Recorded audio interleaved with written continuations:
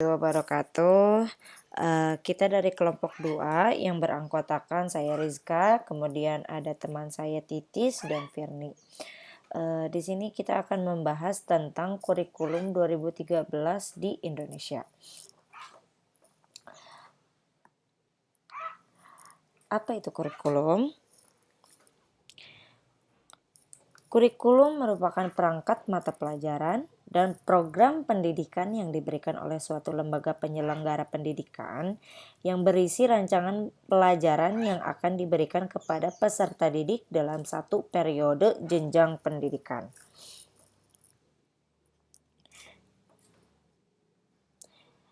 Kemudian yang melatar belakangi kurikulum 2013 itu adalah untuk memenuhi tuntutan kebutuhan kompetensi abad 21. Undang-Undang Sisdiknas juga telah memberikan arahan dengan jelas bahwa pendidikan nasional harus berfungsi secara optimal sebagai wahana utama dalam pembangunan bangsa dan karakter, guna mencapainya tujuan dari pendidikan. Salah satunya melalui penerapan kurikulum berbasis kompetensi yang mengandung 3 aspek itu ya, yaitu sikap, pengetahuan, dan keterampilan, sehingga menghasilkan manusia yang seutuhnya. Kemudian apa itu kurikulum 2013?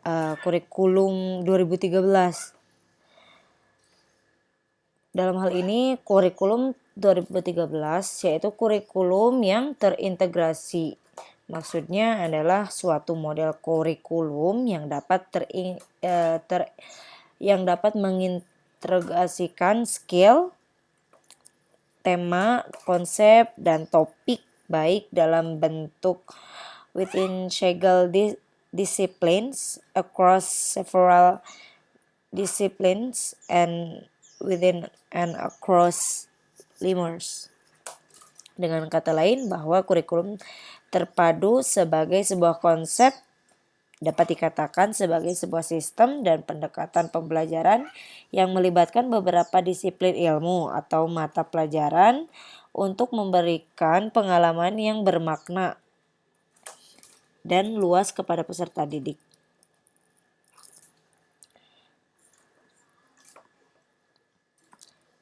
Kemudian tujuan kurikulum. Tujuan kurikulum 2013 itu untuk mencapai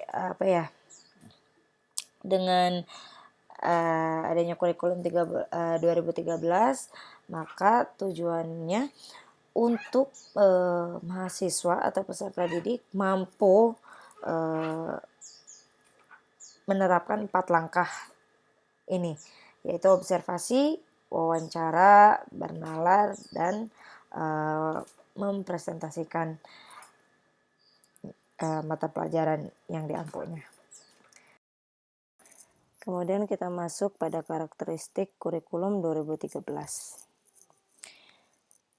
Kurikulum 2013 di dalam karakteristiknya berbeda dari karakteristik kurikulum sebelumnya, yang mana di dalam kurikulum 2013 ini menekankan pada bidang ataupun basis peserta didik di dalam kompetensi.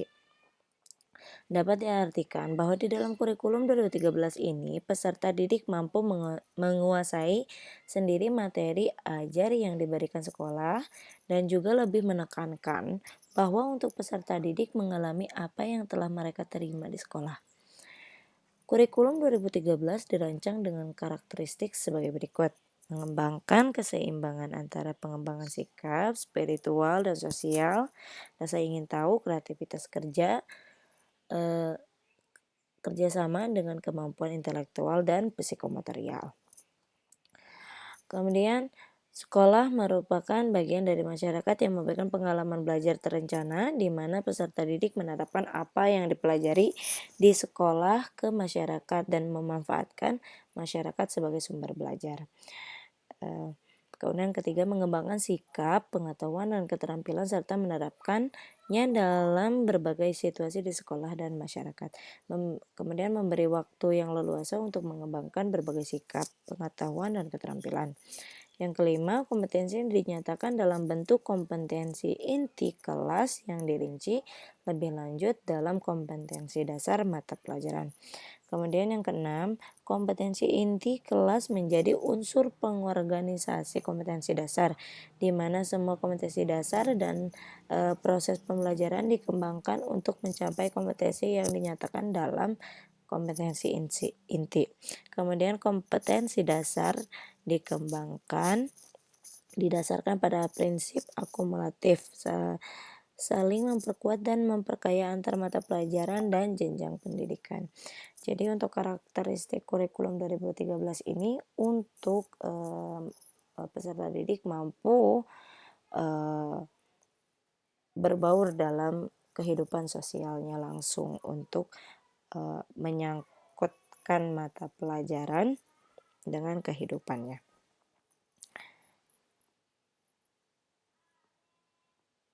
Selanjutnya ada perubahan kurikulum 2013 di jenjang pendidikan. Yang pertama ada kurikulum 2013 di tingkat SD atau MI. Nah, pada tingkat SD atau MI ini memiliki suatu standar keaktifan dan standar kelulusan untuk para peserta didik agar dapat menyelesaikan pendidikan pada jenjang SD atau MI. Nah, kurikulum 2013 yang bergelut di tingkat SD atau MI ini, kurikulum ini memfokuskan agar para peserta didiknya itu mampu menunjukkan, mengolah, dan mengembangkan bakat yang telah dimilikinya dengan caranya sendiri. Nah, kemudian dalam konteksnya, sekolah itu tidak hanya melihat kemampuan akademiknya saja, tetapi melainkan sekolah itu dituntut menyalurkan apa yang menjadi bakat yang dimiliki oleh para siswanya tersebut. Misalnya, ada siswa yang menyukai futsal. Nah, maka semestinya sekolahnya itu mengembangkan bakatnya agar dapat tersalurkan biar ketika siswanya telah tamat dan masuk ke jenjang yang lebih tinggi lagi, siswa tersebut itu telah memiliki basic yang pas untuk meneruskan jalan yang ditempuhnya tadi. Kemudian yang kedua itu ada kurikulum 2013 tingkat SMP atau MTS. Nah, di tingkat SMP atau MTS ini tidak seperti kurikulum mendahulunya. Nah, si kurikulum 2013 yang ada di tingkat SMP atau MTS ini mengedepankan potensi yang dimiliki para peserta didik, bukan mengedepankan pengetahuan umum saja. Nah, di dalam kasus ini pendidik itu dibuat untuk tidak menyamakan penilaiannya antara peserta didik yang satu dengan yang peserta didik yang lainnya. Nah,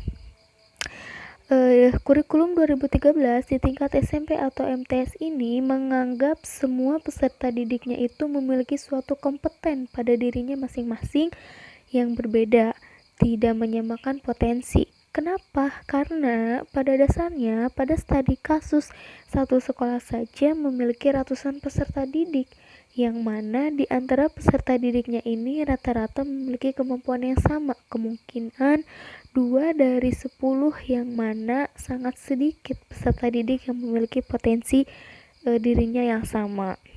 Nah, dari itu, peserta didiknya ini diperlukan untuk menilai masing-masing dari peserta didik tersebut mengenai bakat dan kemampuannya tersendiri, dan bukan hanya menilai dari proses pelajaran umum saja, tetapi melainkan melihat juga kompetensi yang lainnya. Kemudian kurikulum 2013 ini mereka itu mengedepankan pola pikir dari peserta didik itu agar para peserta didiknya itu dapat membayangkan seperti apa itu, dan juga kebebasan berpendapat itu telah dimiliki pada saat kurikulum 2013 ini, agar kiranya para peserta didik itu tidak serta-merta hanya menghafal dari ajaran para pendidik, tetapi peserta didik juga mampu mengembangkan apa sih yang telah mereka dapat dari pemberian para pendidik di entitas pendidikan. Nah, kemudian yang ketiga itu ada kurikulum 2013 tingkat SMA atau MA. Nah, pada tingkatan ini, para peserta didik itu akan menghadapi yang namanya dunia setelah sekolah. Nah, yang mana apakah peserta didik tersebut itu akan melanjutkan pembelajarannya ataukah peserta didik tersebut itu akan menjerumus ke dalam dunia kerja.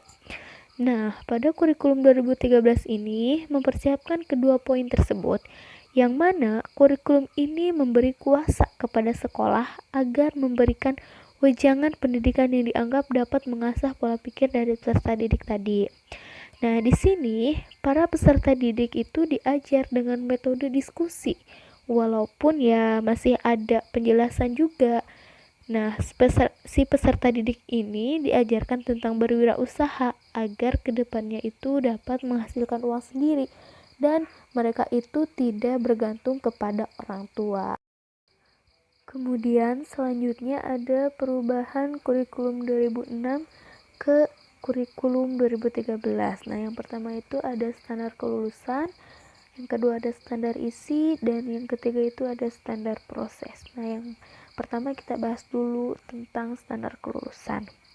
Nah, pada standar kelulusan atau yang biasa disingkat dengan SKL, ini artinya adanya peningkatan dan keseimbangan soft skill dan hard skill dengan mengasah 3 aspek, yaitu ada sikap, ada pengetahuan, ada keterampilan juga.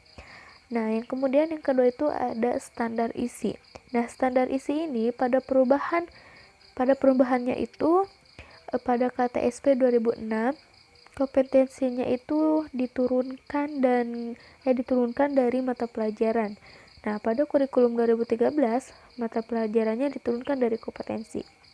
Nah, sedangkan pendekatannya itu sama-sama dilakukan melalui pendekatan mata pelajaran. Kemudian yang ketiga itu ada standar proses.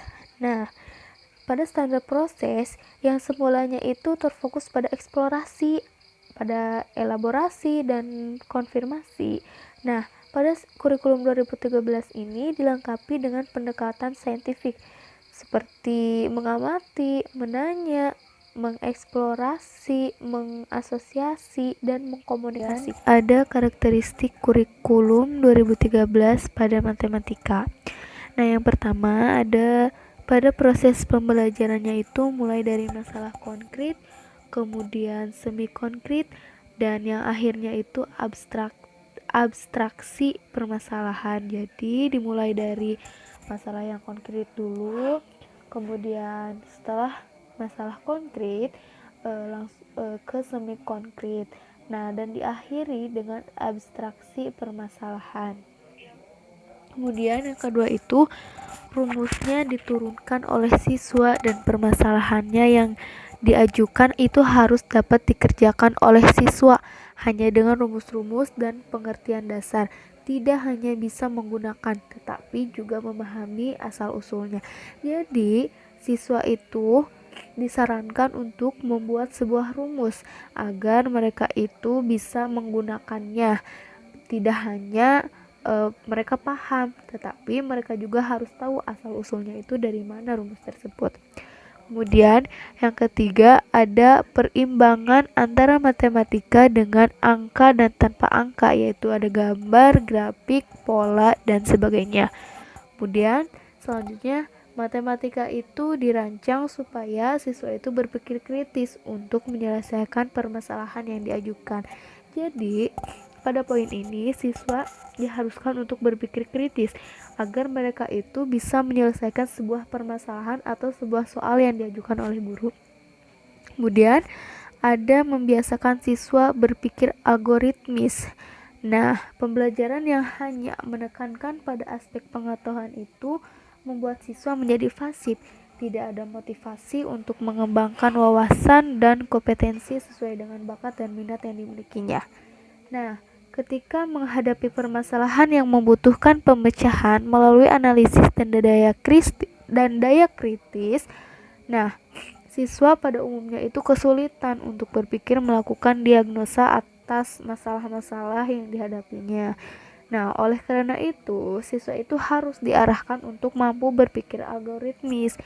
Nah, cara berpikir yang dilaksanakannya itu dengan langkah-langkah yang terstruktur untuk memecahkan masalah atau menemukan solusi atas permasalahan yang dihadapi.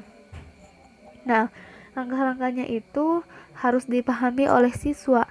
Nah, si siswanya itu yang tidak mampu berpikir secara terstruktur itu hanya akan menjadi robot tetapi tidak memiliki daya kritis. Kemudian yang terakhir itu mengenalkan konsep pendekatan dan perkiraan. Ada metode pembelajaran dalam kurikulum 2013. Nah, yang pertama itu ada metode ceramah. Nah, dalam metode ceramah ini, penyampaian materinya itu dari guru kepada siswa melalui bahasa lisan, baik itu verbal maupun non-verbal. Yang kedua, itu ada metode latihan. Nah, penyampaiannya itu materinya itu melalui upaya penanaman kebiasaan-kebiasaan tertentu. Nah, sehingga diharapkan si siswa itu dapat menyerap materi secara optimal. Selanjutnya ada metode tanya jawab. Nah, penyajian materi pelajaran itu melalui bentuk pertanyaan yang harus dijawab oleh anak didik. Bertujuan untuk apa sih? Nah, untuk memotivasi anak mengajukan pertanyaan selama proses pembelajaran atau guru itu mengajukan pertanyaan dan anak didiknya menjawab. Kemudian selanjutnya ada metode karya wisata. Nah, metode ini penyampaian materinya itu dengan cara membawa langsung anak didiknya itu ke objek di luar kelas atau di lingkungan kehidupan nyata agar siswanya itu dapat mengamati atau mengalami secara langsung. Kemudian selanjutnya itu ada metode demonstrasi. Nah, metode ini pembelajarannya itu dengan cara memperlihatkan suatu proses atau suatu benda yang berkaitan dengan bahan pembelajaran. Kemudian selanjutnya ada metode sosiodrama.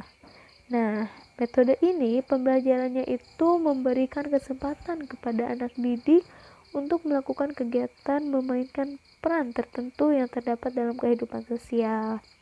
Kemudian ada metode bermain peran. Nah, pembelajarannya itu melalui pengembangan imajinasi dan penghayalan anak didik dengan cara anak didiknya itu memerankan suatu tokoh, baik itu tokoh hidup maupun tokoh mati. Nah, metode ini mengembangkan penghayatan, tanggung jawab, dan terampil dalam memaknai materi yang dipelajari. Kemudian ada metode diskusi. Nah, metode ini pembelajarannya itu melalui pemberian masalah kepada anak didik. Nah, anak didiknya atau siswanya itu diminta untuk memecahkan masalah secara kelompok. Kemudian yang terakhir itu ada metode pemberian tugas dan resitasi. Nah, metode ini merupakan metode pembelajaran melalui pemberian tugas kepada siswa atau anak didik. Nah, resitasinya itu merupakan metode pembelajaran berupa tugas pada siswa untuk apa? Untuk melaporkan pelaksanaan tugasnya yang telah diberikan oleh guru. Selanjutnya ada perlunya perubahan dan pengembangan kurikulum 2013. Nah, dalam suatu sistem pendidikan, kurikulum itu sifatnya dinamis, serta selalu harus dilakukan perubahan dan pengembangan agar dapat mengikuti perkembangan dan tuntutan zaman. Nah, meskipun demikian, perubahan dan pengembangannya itu harus dilakukan secara sistematis dan terarah, tidak asal berubah ya. Nah, perubahan dan pengembangan kurikulum tersebut itu harus memiliki visi dan arah yang jelas. Mau dibawa kemana sistem pendidikan nasional dengan kurikulum tersebut. Nah, sehubungan dengan itu, sejak wacana perubahan dan pengembangan kurikulum 2013 digulirkan, telah muncul berbagai tanggapan dari berbagai kalangan baik yang pro maupun kontra. Nah, menghadapi berbagai tanggapan tersebut, terutama dari yang kontra terhadap perubahan dan pengembangan kurikulum 2013, Mendikbud itu mengungkapkan bahwa perubahan dan pengembangan kurikulum itu harus senantiasa disesuaikan dengan tuntutan zaman. Nah, apa aja sih alasan yang harus yang ada pada perubahan dan pengembangan kurikulum 2013? Nah, yang pertama itu ada faktor internal. Nah, dalam faktor internal ini, tuntutan tercapainya itu ada 8 standar nasional pendidikan. Apa saja sih 8 standar nasional pendidikannya itu? Yaitu standar isi, standar proses, SKL, standar pendidik dan tenaga pendidikan, standar SAPA, standar pengelolaan, standar biaya, dan standar penilaian. Nah, kemudian pada faktor internal ini, pertumbuhan jumlah penduduk usia produktifnya itu dari usia 15 sampai 65 tahun. Nah, lebih banyak kan dibanding usia tidak produktif. Nah, usia tidak produktif itu dari 0 sampai 14 dan 65 ke atas. Nah, usia produktif ini akan mencapai puncaknya pada tahun 2020 sampai 2035. Nah, oleh karena itu perlu dipersiapkanlah agar memiliki kompetensi dan tidak menjadi beban hidup. Kemudian alasan yang kedua itu adanya faktor eksternal. Nah, di dalam faktor eksternal ini sekarang pesatnya perkembangan IT yang terus-menerus meningkat. Kemudian ekonominya itu berbasis pengetahuan, kebangkitan industrinya itu kreatif, dan budaya pergeseran kekuatan ekonomi dunia, ada pengaruh dan imbas teknosains. Nah, peran serta anak Indonesia dalam Teams dan lain sebagainya ya. Kemudian alasan yang ketiga itu ada penyempurnaan pola pikir, dan alasan selanjutnya itu ada penguatan tata kelola kurikulum. Nah, pada penguatan tata kelola kurikulum ini, tata kerja guru yang selama ini masih bersifat individual itu diubah menjadi tata kerja yang bersifat kolaboratif. Kemudian penguatan manajemennya itu selama ini kan masih bersifat individual. Nah, diubahlah menjadi tata kerja yang bersifat eh penguatan manajemennya sekolah ini kan melalui penguatan kemampuan manajemen kepala sekolah. Nah, sebagai sebagai pemimpin kependidikan. Kemudian eh, dalam penguatan tata kelola kurikulum ini, penguatan sarana dan prasarannya itu untuk kepentingan manajemen dan proses pembelajaran. Kemudian alasan yang terakhir itu ada penguatan materi pembelajaran. Nah, penguatan materinya itu dilakukan dengan cara pendalaman dan perluasan materinya itu yang relevan bagi peserta didik. Perkembangan kurikulum 2013 pada matematika. Nah, pengembangan kurikulum 2013 ini bersifat sistematik, fleksibel, dan kontekstual. Nah, oleh karena itu, kurikulum 2013 sendiri sudah mengalami beberapa kali revisi ya. Ada revisi 2016, revisi pada tahun 2018, dan juga sekarang revisi yang terbaru. Yang kita gunakan adalah kurikulum 2013 revisi terbaru. Nah, dalam hal tersebut itu artinya bahwa kurikulum itu adalah suatu komponen pendidikan yang bisa dirubah atau bisa berubah secara mudah sesuai dengan kebutuhan. Nah, selain itu kurikulum juga itu merupakan komponen yang harus bisa menjadi instrumen penghubung antara konsep dan kenyataan. Nah, kurikulum juga itu komponen pendidikan yang saling bergantung dan saling mempengaruhi terhadap komponen yang lainnya. Nah, dalam perkembangannya maka pembelajaran itu harus terus melakukan peningkatan atau adanya peningkatan agar pembelajaran itu bisa dilakukan dengan sempurna. Terlebih lagi dalam pembelajaran matematika, karena matematika itu merupakan suatu ilmu yang penting tidak hanya dalam kehidupan, tapi juga ilmu matematika ini sangat penting dalam perkembangan ilmu pengetahuan, karena matematika itu saling terkait dengan bidang ilmu yang lain. Contohnya dalam bidang teknik, dalam bidang kesehatan, dan yang lainnya. Nah, selanjutnya yaitu pembelajaran matematika dalam implementasi kurikulum 2013. Nah, sebelum masuk ke model pembelajarannya, saya akan menjelaskan terlebih dahulu bahwa matematika itu merupakan ilmu yang bersifat abstrak gitu. Jadi kebanyakan siswa menganggap bahwa matematika itu merupakan eh, tidak menarik karena tidak bisa terbayang, tidak bisa dilihat dengan nyata gitu. Nah, jadi oleh karena itu kita sebagai guru itu harus jeli dalam mencari atau memilih strategi atau model dan juga pendekatan serta metode yang tepat sehingga materi pelajaran matematika ini mudah dipahami oleh siswa. Nah, selain mudah dipahami juga setidaknya siswa tertarik terlebih dahulu untuk mempelajarinya karena kalau misalkan siswa sudah tertarik dengan pelajarannya atau dengan materinya, otomatis dia akan berusaha untuk mencoba memahami materi tersebut dan akhirnya bisa terampil dalam pemecahan masalah dan berpikir kritisnya. Nah, dalam kurikulum 2013 ini terdapat 5 model pembelajaran yang dapat digunakan atau yang dapat dipilih. Nah, yang diharapkan model pembelajaran ini agar siswa itu dapat mengembangkan pengetahuan, sikap, dan keterampilannya dalam proses pembelajaran yang aktif dan juga kreatif. Nah, model pembelajaran yang pertama yaitu adalah model pembelajaran proses saintifik. Nah, dalam model pembelajaran ini siswa itu dituntut beraktivitas seperti halnya ilmu sains atau ilmuwan gitu. Nah, jadi dalam prakteknya itu siswa atau peserta didik itu melakukan aktivitas selayaknya atau sesuai dengan langkah-langkah penerapan metode ilmiah.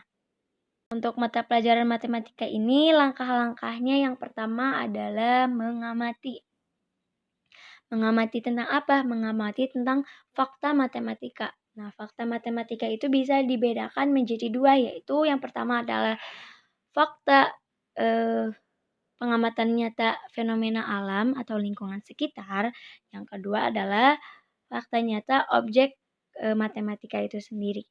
Selanjutnya yaitu adalah menanya. Nah, menanya ini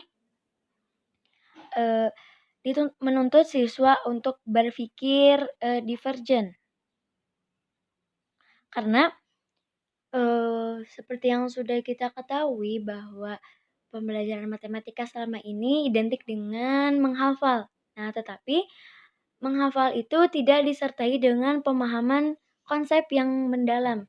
Sehingga banyak siswa yang ketika misalkan dia diberi contoh soal seperti ini, lalu ketika diberi latihan soal yang dirubah sedikit konteks soalnya, itu jadi bingung dan tidak bisa mengerjakan. Nah, itu disebabkan karena para siswa itu tidak paham dengan dalam konsep materi tersebut. Nah, oleh karena itu kita sebagai guru harus bisa memancing pertanyaan agar siswa itu bisa melakukan kegiatan berpikir kritis dengan materi yang sedang diajarkan. Nah, pemikiran ini disebut dengan pemikiran yang divergen. Nah, pemikiran divergen ini dapat timbul dengan adanya pertanyaan yang bisa mengasah pemikiran secara berpikir kritis dan juga berpikir secara sistematis. Nah, selanjutnya yaitu mengumpulkan informasi. Mengumpulkan informasi dalam pelajaran matematika itu tidak harus benda konkret yang dikumpulkan, tapi informasi itu dapat berupa konsep-konsep atau teorema dan juga sifat-sifat yang mendukung. Misalnya, untuk membuktikan rumus-rumus tangen A tambah B atau juga tangen A dikurangi B. Nah, itu diperlukan konsep tangen, sinus, dan juga kosinus. Nah, selanjutnya yaitu mengasosiasi. Mengasosiasi ini maksudnya adalah memperluas konsep atau membuktikan. Nah, pengertian asosiasi ini juga bisa bermakna penalaran atau akibat gitu. Jadi penalaran yang bisa digunakan itu ada 2, ada penalaran induktif. Penalaran induktif itu adalah penalaran dari hal yang khusus ke hal yang umum. Dan yang kedua adalah penalaran deduktif. Nah, penalaran deduktif ini berpikir dari hal yang umum ke hal yang khusus. Nah, selanjutnya yaitu mengkomunikasikan. Mengkomunikasikan ini artinya adalah menyimpulkan dan mengaitkannya dengan konsep lain. Jadi, tidak hanya paham dan juga bisa memperluas konsep, tapi juga peserta didik diharapkan bisa menyimpulkan dan mengaitkan konsep yang diajarkan dengan konsep yang sebelumnya atau yang akan diajarkan nanti. Begitu. Jadi, membuktikannya bisa dituangkan dalam bentuk presentasi atau juga diskusi dengan temannya dan juga hal yang lain. Nah, untuk model selanjutnya yaitu model pembelajaran integratif berdiferensiasi.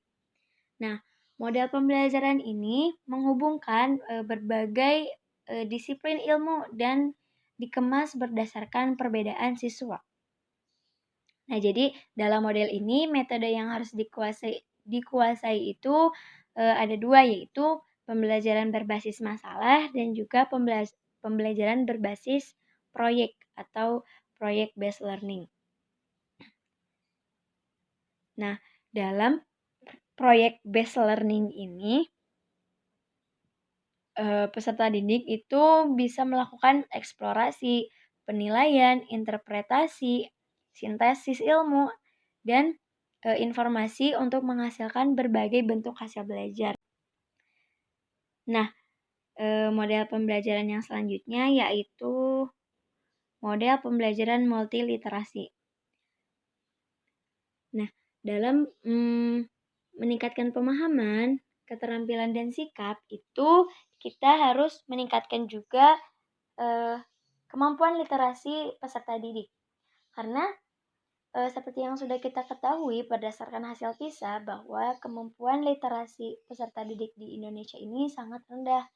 Karena minat baca peserta didik Indonesia ini sangat kurang gitu. Nah, jadi model pembelajaran multiliterasi ini tujuannya untuk mengoptimalkan konsep literasi berbahasa yang meliputi kegiatan membaca, lalu menulis, menyimak, dan berbicara. Misalnya agar ketika di sekolah ketika akan banyak diberikan soal bercerita, soal cerita. Nah, untuk menyelesaikan soal cerita tersebut, peserta didik harus bisa paham terlebih dahulu tentang soalnya. Apa yang diketahui dari soal tersebut, lalu apa yang ditanyakan, lalu juga agar bisa menyusun kalimat matematika dan menyelesaikan persoalan matematika sesuai dengan soal cerita yang sudah diberikan. Nah, model selanjutnya yaitu model pembelajaran multisensori. Pembelajaran multisensori ini itu pembelajaran yang bisa mengoptimalkan panca indera baik itu indera penglihatan, pendengaran, pembau, pengecap, dan peraba. Nah, dalam pembelajaran matematika ini tidak semua pembelajaran bisa diperagakan dengan benda konkret. Nah, jadi penggunaan kelima indera ini tidak harus digunakan secara bersama-sama, tetapi digunakan secara beriringan gitu. Nah, selanjutnya yaitu model pembelajaran kooperatif. Yang terakhir model pembelajaran kooperatif.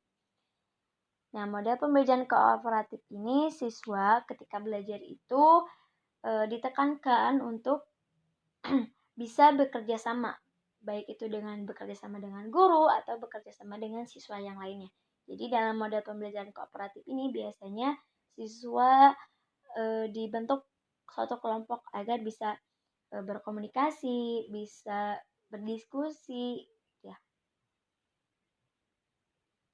Nah, dalam model pembelajaran kooperatif ini bisa juga menjadi wadah bagi model-model pembelajaran yang lainnya. Nah, pendekatan dalam konsep pembelajaran itu adalah dipandang sebagai a way of beginning something. Jadi, penentuan model pembelajaran dan metode pembelajaran yang kita pilih itu adalah awal atau jalan awal agar siswa-siswi bisa mengerti dan paham dengan materi yang diajarkan. Jadi, metode, strategi itu sangat penting dalam pembelajaran di sekolah.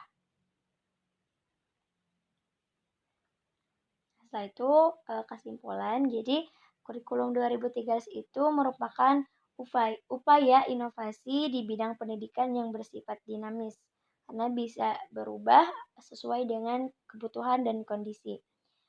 Lalu berkesinambungan dengan kurikulum berbasis kompetensi.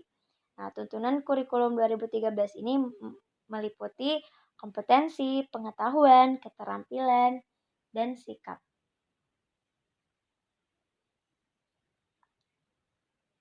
Nah, kurikulum 2013 ini dirancang oleh Menteri Pendidikan dengan tujuan untuk mempersiapkan penerus bangsa Indonesia supaya memiliki kemampuan hidup sebagai pribadi atau person dan warga negara yang beriman, produktif, tidak hanya produktif tapi juga kreatif, inovatif, dan afektif, serta bisa berkontribusi pada kehidupan bermasyarakat, berbangsa, dan bernegara dalam peradaban dunia.